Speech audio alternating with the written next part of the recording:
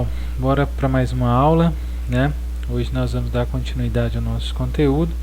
Estaremos estudando um pouco sobre pressão atmosférica. Bom, quando se fala em pressão atmosférica, as primeiras coisas que nós teremos que lembrar é que está relacionada à pressão do ar atmosférico, né? Toda vez que vemos falar sobre pressão, muitas das vezes nós nos relacionamos à pressão, com a pressão sanguínea, né? Que é muito comum a gente estar ouvindo, né? Casos de pessoas que sofrem com pressão, né? Por alteração da pressão, né? Então, desse modo, a pressão que nós vamos trabalhar aqui não é essa, mas é a pressão do ar atmosférico, tá bom?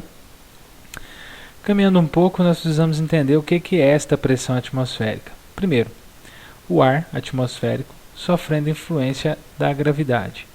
Bom, nós vimos nas primeiras aulas que o planeta ele exerce alguns movimentos, e dois principais, né, que é o translação e rotação, e principalmente aqui nesse caso o movimento de rotação faz com que o ar, né, da atmosfera ele fique em volta do planeta, porque através desse movimento e da massa do planeta você tem a geração de um campo gravitacional. Então faz com que o ar ele fique preso, né, em volta de todo o planeta Terra. Então o ar atmosférico ele sofre influência da gravidade. Então quando nós vimos a atmosfera, é nada mais do que essa camada composta em sua maioria por gases, porém também com partículas sólidas e líquidas, que envolve o nosso planeta Terra, beleza? Bom, caminhando mais nesse sentido, a gente percebe então que esse ar, ele sofrendo a ação da gravidade, ele exerce um peso sobre a superfície. Então a atmosfera tem uma massa, e essa massa, ela conforme ela é distribuída, né, em volta do nosso planeta, ela exerce um peso sobre a superfície do planeta. Então esse segundo tópico vem dizer para nós que a pressão ela varia continuamente, né? Que seria, né? A pressão varia continuamente devido a alguns fatores como temperatura e altitude. Então nós vamos perceber que esses dois elementos aqui, temperatura e altitude, vai interferir diretamente na distribuição da pressão atmosférica, né? Vamos caminhar para a gente ver. Na horizontal, observa-se a diferenciação de pressão devido a um fator condicionante que é a temperatura. Se nós considerarmos a altitude uma variação mínima de altitude, né, nós podemos dizer que o fator principal que vai interferir na variação da pressão é a temperatura, certo?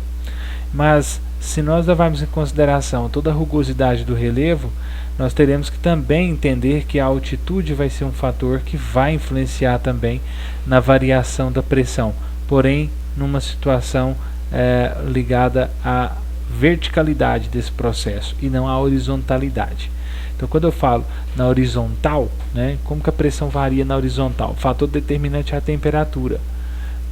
Se eu falo da variação vertical da pressão atmosférica, eu estou falando da altitude, né? Então conforme eu aumento a minha distância em relação ao oceano, que é o nosso marco zero de altitude, eu vou ter variações aí na pressão atmosférica.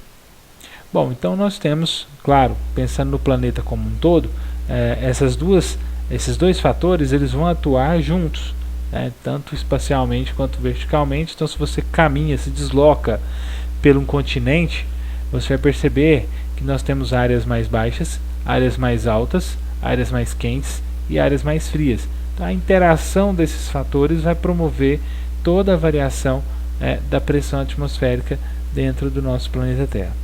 Caminhando mais, isso vai refletir diretamente no movimento do ar, né? Então aqui tem adiabaticamente, esse nome nós vamos ver mais à frente, que tem a ver com um processo de subida e resfriamento do ar. Nós não vamos entrar em muito detalhe aqui agora, mas é muito importante entender que o ar ele se movimenta, só existe vento, que é o ar em movimento, porque há diferenças de pressão na atmosfera. Ou seja, nós temos uma diferença de pressão dentro do nosso planeta, certo?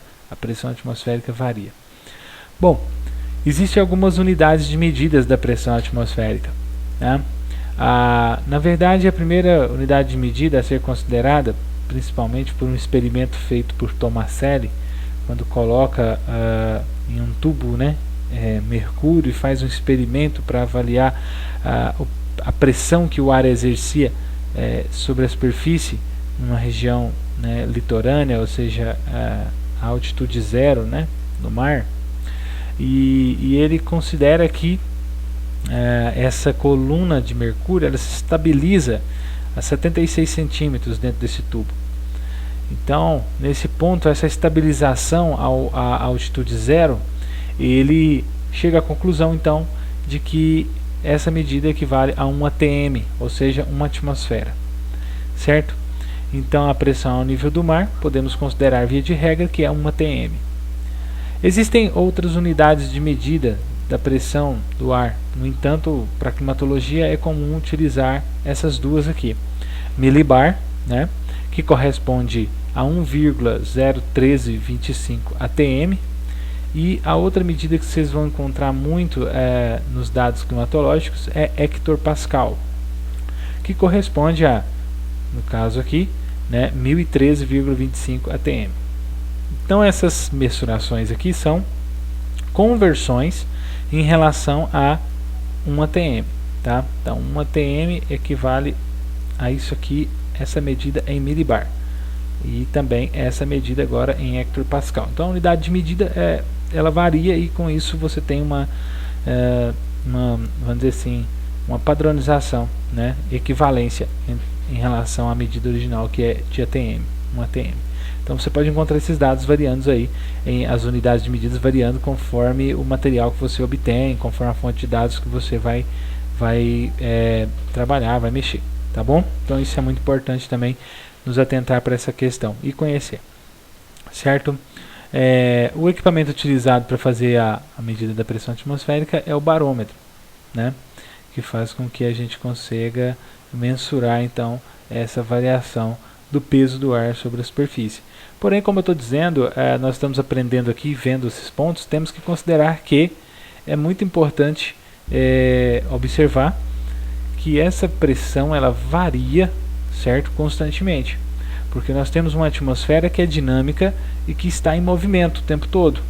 Então nós temos variações desses campos de pressão, né? Então isso não é algo fixo, que não se movimenta, mas há variações disso conforme as estações do ano, conforme o passar dos meses. Nós vamos observando que essa característica da pressão atmosférica sobre uma determinada localidade, ela vai se alterando, certo? Então tem que considerar que estamos estudando cada elemento de modo separado, mas que na natureza, no planeta, eles estão em inteira interação o tempo todo e agindo sobre a superfície. Beleza?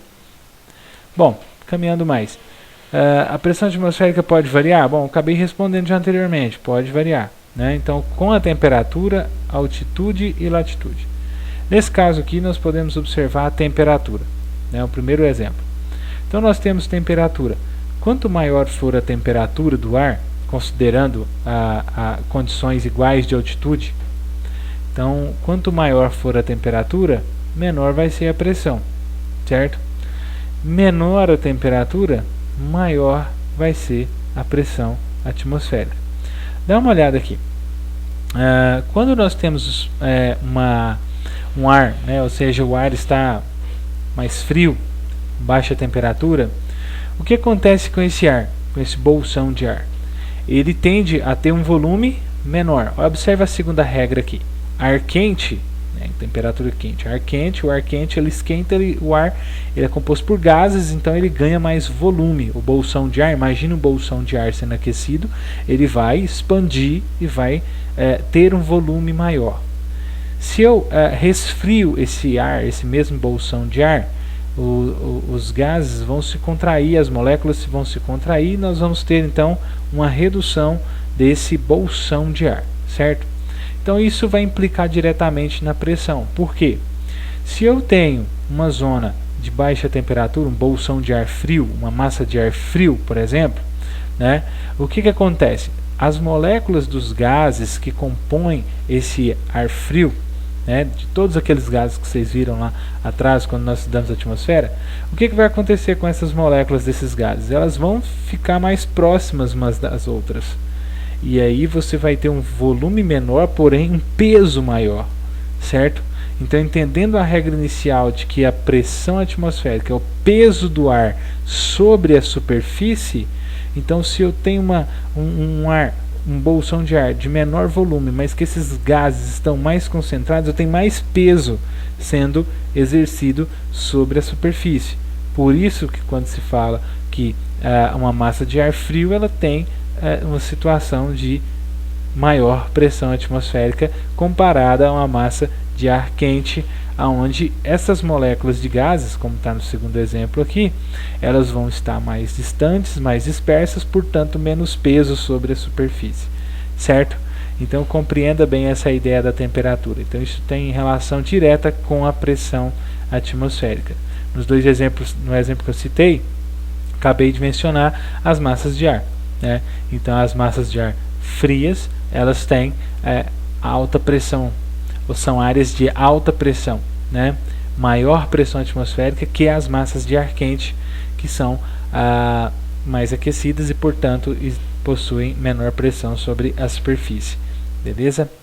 Caminhando mais, nós vamos ter aqui a altitude. Agora, levando em consideração o relevo.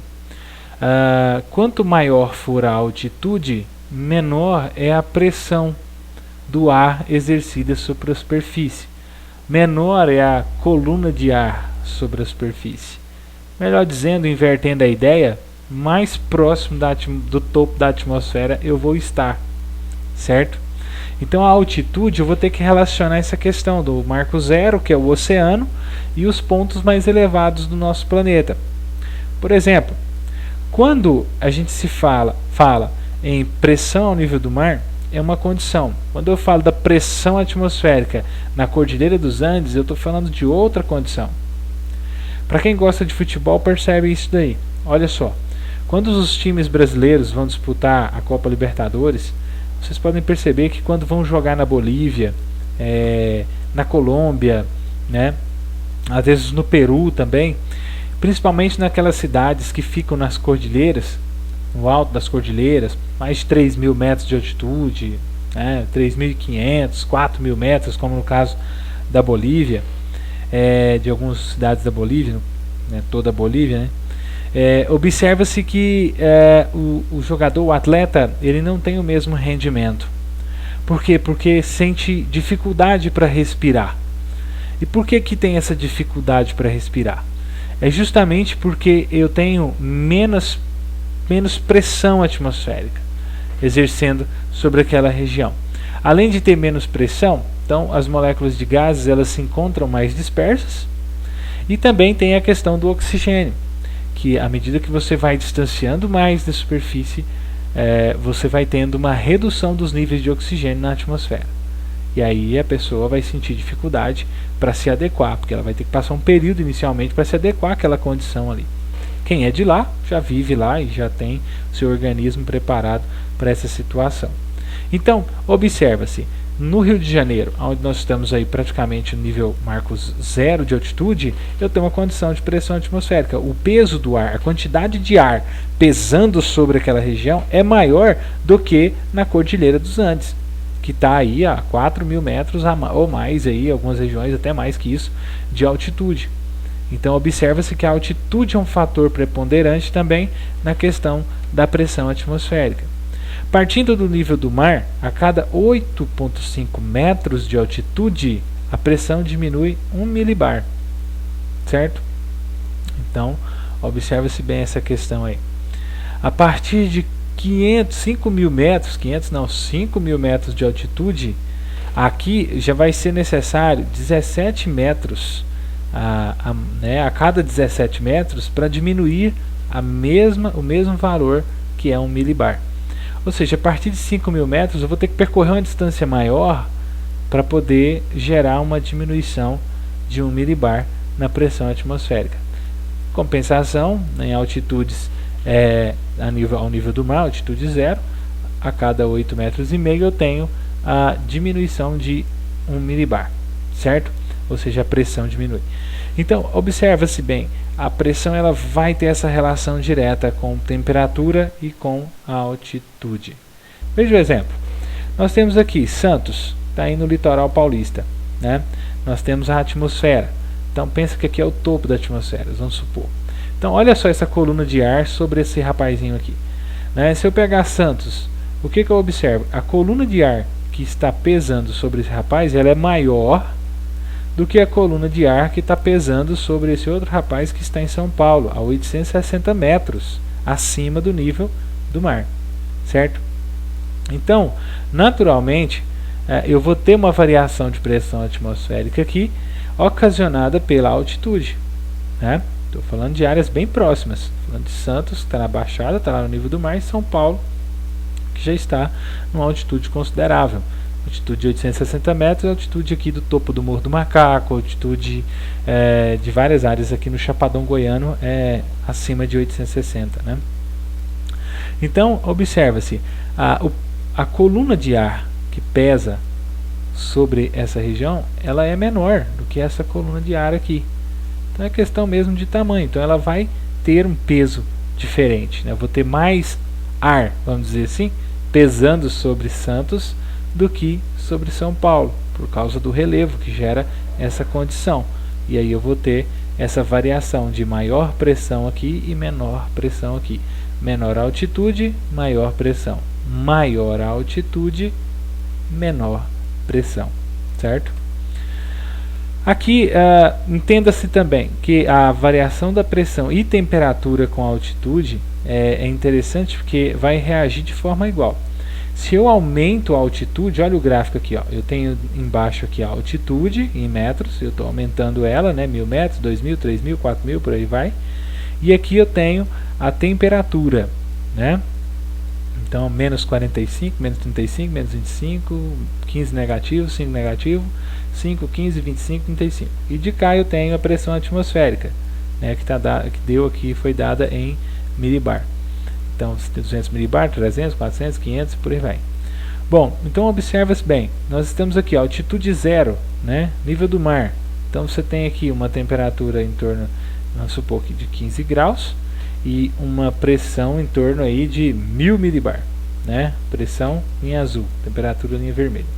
À medida que eu vou aumentando a minha altitude, o que acontece? A temperatura vai diminuindo e a pressão também vai diminuindo. Nós já vimos isso anteriormente, né?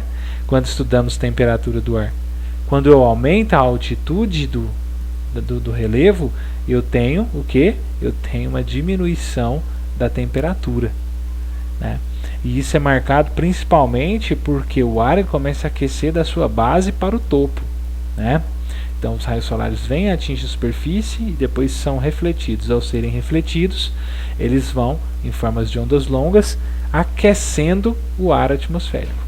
Então, nesse sentido, você vai observar que se eu vou aumentando a altitude na atmosfera, se eu estou aqui em Porá, e aí eu começo mais ou menos aqui, né? Estou aqui entre 0 e 100, entre 0 e 1000 metros de altitude, 680, vamos supor que nós estamos aqui. À medida que eu estou aqui em Porá, se eu pegasse se eu tivesse condição de ter uma escada, na qual eu fosse subindo e aumentando aqui minha altitude nessa escada, o que acontece? Eu teria uma redução gradativa da temperatura e da pressão atmosférica, né, conforme eu fosse aumentando a minha altitude, certo? Então entenda essa questão, esse gráfico deixa isso bem claro para nós. Caminhando mais, observa essa animaçãozinha aqui, animação não, essa figura aqui. Nós temos o mar aqui. Aqui nós temos o continente, com toda a sua rugosidade aqui, né? Olha, a 0 metros, né? Aqui eu tenho uma condição, aquilo que eu estava falando daquela regra. Aqui, a cada 8,5 metros, vai diminuir 1 milibar na pressão atmosférica. Aqui a 5.000 metros, vamos supor que aqui seja 5.000 metros acima do nível do mar, já vai ser necessário, né, eu percorrer uma distância maior para diminuir a mesma quantidade que diminuir aqui, que é 1 milibar. Então há também essa diferença de resposta na própria atmosfera, tá? Mas isso é mais uma curiosidade para a gente ficar sabendo, tá ok? Caminhando mais, já para o final, nós temos aqui as cartas que demonstram a pressão atmosférica sobre, por exemplo, aqui a América do Sul. Você vai ter umas linhas chamadas de isóbaras, que são linhas que são cartografadas sobre uma carta ou mapa, como você queira chamar, e são utilizadas para representar a pressão atmosférica. Bom, você percebe bem aqui que cada linha ela tem aqui uma numeração, né? Ela recebe um valor, e é o valor de pressão no caso, né? Que aqui, deixa eu conferir direitinho aqui, está em hectopascal, olha aqui, HPA, tá? Então olha só, no caso essa linha verde aqui sobre o Nordeste, 1012 milibar, né? Aqui sobre o Mato Grosso, entre o Nordeste e o Mato Grosso aqui Goiás, né, entre a região de Goiânia e o sudoeste goiano, nós temos aqui 1016 milibar, né, ou 1010 milibar, desculpa. Então nós temos aqui umas variações desta pressão atmosférica, né? Então campos de pressão diferente aqui, né, em 1012 e aqui já em 1010, aqui nós já temos em 1008, né, e assim você vai tendo essas variações. Igual aqui 998 hectopascal, né? Não é milibar, desculpa, é hectopascal. Bom, então isso mostra pra gente, esses números vão nos ajudar a entender a variação da pressão. Olha aqui, 1030 hectopascal. Então aqui eu estou falando de uma área de alta pressão comparada ao centro do Brasil aqui, que está em 1010, 1012, né? Então aqui a pressão está maior. Olha, interessante observar, aqui um centro de baixa pressão e aqui um centro de alta pressão. Existe uma regra quando formos estudar os ventos, que vocês vão perceber que os ventos sopram das áreas de alta pressão para as áreas de baixa pressão. Então o ar se movimenta na atmosfera o tempo todo, se deslocando das zonas de alta pressão para as zonas de baixa pressão atmosférica. Por isso que estudar a pressão é muito importante, né? Para a gente compreender o movimento do ar atmosférico e com isso compreender para onde os sistemas atmosféricos estão se deslocando, qual a velocidade desse deslocamento, em quanto tempo ele vai atingir tal região. Esse mecanismo, esse sistema atmosférico, ele vem carregado de quê? De umidade, de temperatura muito baixa. Qual o efeito disso para a sociedade, né? Qual a geografia do clima nesse sentido? Então a gente tem que pensar nessas questões aqui que vão ser muito importantes para nós, certo? Alguns podem perguntar, e essas linhas? Quando elas estão mais perto, quando elas estão mais longe, o que isso significa?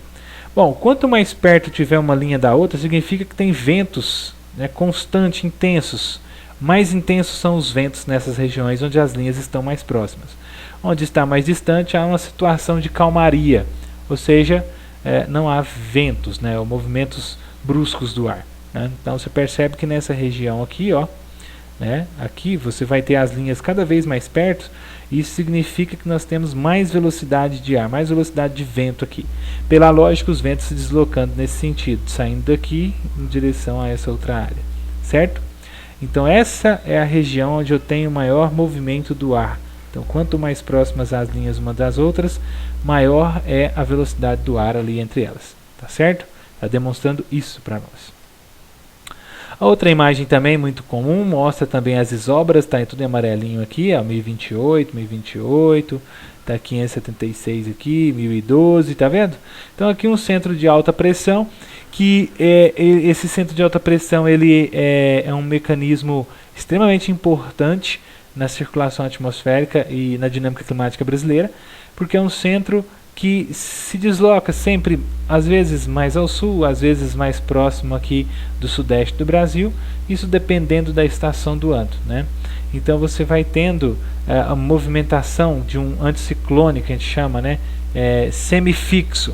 Por quê? Porque ele se movimenta conforme as estações do ano. Às vezes ele se localiza mais aqui, às vezes nessa região onde ele está. Da mesma forma, a gente tem um outro anticiclone aqui no Pacífico, que são áreas de alta pressão atmosférica, certo? E que prevalecem aqui o tempo todo, apenas migram, né, mais ao norte ou às vezes mais ao sul. E isso interfere diretamente em toda a dinâmica atmosférica o que ocorre sobre o Brasil, né? Tanto no período chuvoso quanto no período seco. Então você tem uma dinâmica ditada também pelo posicionamento e atuação desses centros semifixos aqui de alta pressão atmosférica, tá bom? Depois a gente vai ver circulação atmosférica e entender mais sobre esses centros aqui, tá ok? Caminhando mais, essa imagem é apenas para demonstrar, né, a imagem de satélite, não vai servir para muita coisa aqui agora, vamos caminhar. Então aqui mostrando o centro de alta pressão, você pode perceber que nessas áreas de alta pressão aqui, nós temos céu limpo, geralmente condições de céu limpo, né, olha só, tanto aqui no Pacífico quanto aqui no Atlântico, né, áreas de céu limpo, enquanto que nas outras áreas, né, onde está sujeita essa variação da pressão, nas áreas de baixa pressão, vou ter formação de nuvens e com certeza aqui provocando chuva nessas regiões com mais intensidade. Ó, veja bem, né, olha as áreas. Então observa bem essa questão, né, interessante observar. Então, por que acontece isso? Por que nas áreas de alta pressão não tem praticamente nuvem nenhuma e aí no restante, onde está as áreas de baixa pressão, está cheio de nuvem? O que isso acontece? O que isso tem a ver, né, com a nossa vida? Bom, vamos entender essa imagem aqui que vai deixar isso bem legal. Bom, aqui nós temos uma área de alta pressão, né, ou chamada área de anticiclone, certo? O que é isso? Uma área de alta pressão, o ar na parte alta da atmosfera, o que ele está fazendo? Ele está se convergindo, né, de cima para baixo, certo? Então o ar ele se movimenta verticalmente e ele vai fazer o que? Vai haver uma descida do ar aqui, tá ok? Então o ar que está aqui em cima, na parte alta da atmosfera, ele vai estar soprando em direção à superfície, né, e fazendo esse movimento, ou seja, olha, o ar entra, né, e vai fazendo esse movimento aqui, ó. E o que acontece? É uma área de convergência, é uma área que converge os ventos em direção à superfície, ou seja, os ventos vêm aqui e ela empurra esses ventos para a superfície, certo? De cá eu tenho uma área chamada de baixa pressão, que faz um movimento diferente, que é justamente nessas áreas de baixa pressão faz com que o ar se movimente de maneira inversa, ou seja, de baixo para cima, ou seja, da superfície para o topo da atmosfera. Então, nessa questão vertical, o movimento ele acontece da superfície para a atmosfera, da superfície para a atmosfera, certo? E chamado de zona divergente. Então, aqui convergente, porque converge os ventos da parte alta da atmosfera em direção à superfície, e aqui divergente, porque pega os ventos da parte da superfície e levam para o topo da atmosfera. Essas zonas de baixa pressão é muito importante porque são zonas em que o ar atmosférico ele vai, de certo modo, observa bem aqui, ele vai ser convergido para o topo da atmosfera, e ao subir ele vai levar consigo umidade, né, vapor de água, né, propriamente dito, e vai proporcionar a geração de nuvens. Portanto, também a formação de nuvens, consequentemente, vai ocasionar a geração de chuvas. Então, em áreas de alta pressão, não tem essa condição. Não tem como formar nuvens, porque o vapor de água que está no topo da atmosfera, onde se formam as nuvens, está sendo empurrado em direção à superfície. Enquanto que nas zonas de baixa, eu vou ter uma convergência na parte de baixo, né? Ou seja, quando o ar da superfície é empurrado para cima, e aí eu vou ter a formação de nuvens sendo intensificada nessas áreas de baixa pressão atmosférica, certo? Nesta época do ano em específico, aqui para nós, principalmente mês de julho, agosto, há uma tendência de se formar uma grande zona de alta pressão sobre o continente. Aliado a isso, nós temos um enfraquecimento dos sistemas atmosféricos que trazem umidade aqui para o centro-oeste, e por isso nós vamos ter, durante esses meses, né, momentos em que são muito difíceis para nós, porque a umidade é muito baixa, não há chuva, céu limpo, claro, geralmente as noites são muito frias, em função dessa situação de alta pressão que se estabelece sobre nossa região, relacionada também a enfraquecimento dos outros mecanismos que produzem chuva aqui para nós, que trazem vapor de água para nós. Raramente acontece a entrada, né, de umidade pelas frentes frias aqui na nossa região.